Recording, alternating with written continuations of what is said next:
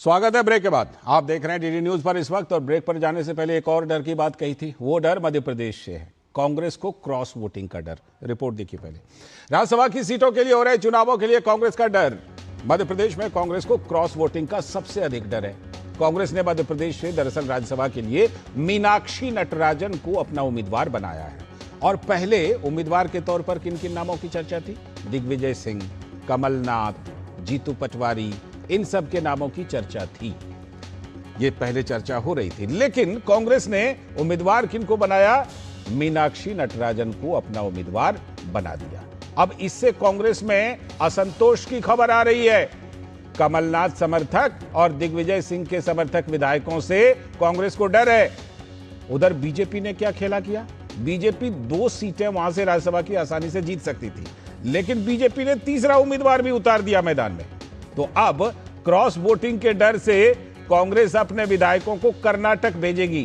पहले भी कई राज्यों में इस तरह की आपने खबर सुनी थी, क्रॉस वोटिंग, और उसके डर से रिजॉर्ट पॉलिटिक्स हुई थी। जहां पर अपनी सरकार होती है वहां भेज देते हैं। 18 जून को दरअसल राज्यसभा के लिए मतदान होना है, तो विधायकों के, कांग्रेस के विधायकों के पाला बदलने का खतरा है।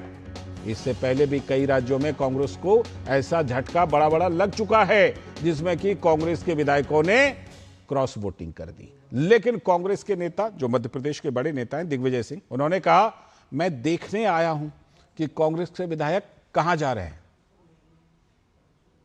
मुझे बताया गया कि भाई कांग्रेस के विधायक चार्टर्ड एयरक्राफ्ट से जा रहे हैं। मैंने कहा चलो देखिए अपने कहां जा रहे हैं। लेकिन कांग्रेस ने जिनको उम्मीदवार बनाया, मीनाक्षी नटराजन, उन्होंने कहा कि कांग्रेस चुनाव लड़ेगी और चुनाव को जीतेगी भी। कांग्रेस लड़ेगी और जीतेगी। अभी हम सब नॉमिनेशन भरने एक साथ जा रहे हैं। लेकिन कांग्रेस दोष कहीं और भी मढ़ रही है। कांग्रेस के नेता सोहन लाल ने बीजेपी पर लोकतंत्र के दुरुपयोग का आरोप लगाया। उन्होंने कहा, हम सचेत हैं इस बार और हम सभी विधायक एक हैं।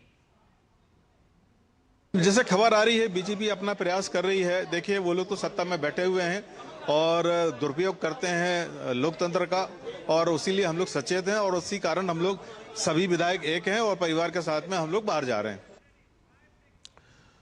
मध्य प्रदेश की राजनीति को अच्छी तरह समझने वाले हमारे संवाददाता अजीत द्विवेदी हमारे साथ जुड़ चुके हैं। वो बताएंगे क्या कुछ मध्य प्रदेश का इतिहास रहा है। मध्य प्रदेश में जिस तरह से तीसरा नाम अजीत उतार दिया है, क्या लग रहा है भाई? वहां हालांकि कोशिश तो पूरी होगी कि बगल में कर्नाटक से सरकार है, थोड़ी गर्मी भी है, रिजॉर्ट में थोड़ा अच्छा लगेगा विधायकों को। लेकिन कई बार ऐसा भी देखा गया अजीत कि रिजॉर्ट से लौट कर भी विधायक कांड कर देते हैं। हरियाणा में ऐसा देखा गया था। मध्य प्रदेश में क्या दिलचस्प हो गया है राज्यसभा का चुनाव अजीत?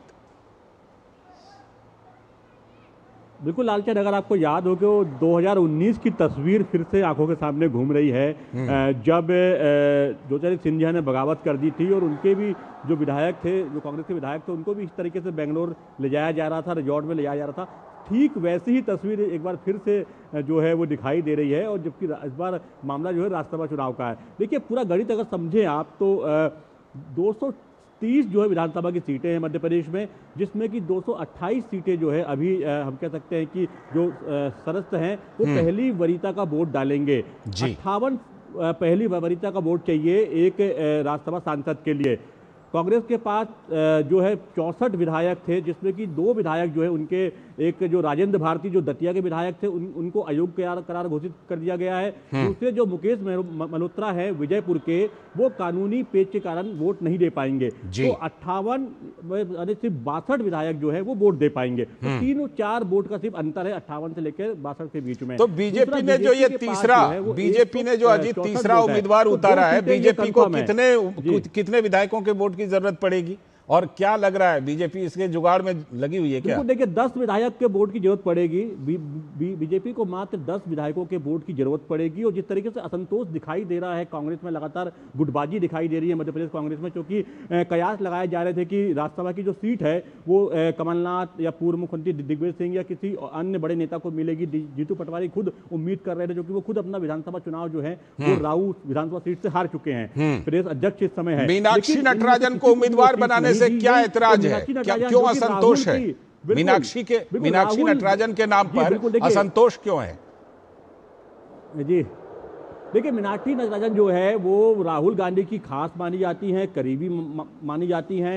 युवा जो एनएसयूआई में काम कर चुकी हैं, जो कांग्रेस के युवा मोर्चा में काम कर चुकी हैं, और जो एक कोर टीम थी जो राहुल गांधी की, उसमें वो खास तौर पे मानी जाती है। पूर्व सांसद रह चुकी है, मध्य प्रदेश से लोकसभा का चुनाव उन्होंने लड़ा था और जीता था वहां से, और काफी करीब मानी जाती हैं वो राहुल गांधी की। तो कहीं ना कहीं दिल्ली से सीधा ये नाम आया है, उस कारण से एक असहज की स्थिति मध्य प्रदेश में बनी हुई है। और जो समर्थक है, चाहे कमलनाथ के समर्थक हो, चाहे देवेंद्र सिंह के समर्थक हो, उनमें बेचैनी है। तो वो बेचैनी कहीं ना कहीं विद्रोह ना बन जाए, यही कारण है कि कांग्रेस जो है अपने विधायकों को जो है बीजेपी इसी असंतोष के बीच से अपना रास्ता निकालना चाहती है। शुक्रिया फिलहाल अजीत जुड़ने के लिए और मध्य प्रदेश के गणित को समझाने के लिए। अब देखना दिलचस्प होगा कि आखिर 18 जून को होता क्या है। फिलहाल आज के इस वक्त में इतना ही। पूरी टीम को दीजिए अनुमति। नमस्कार।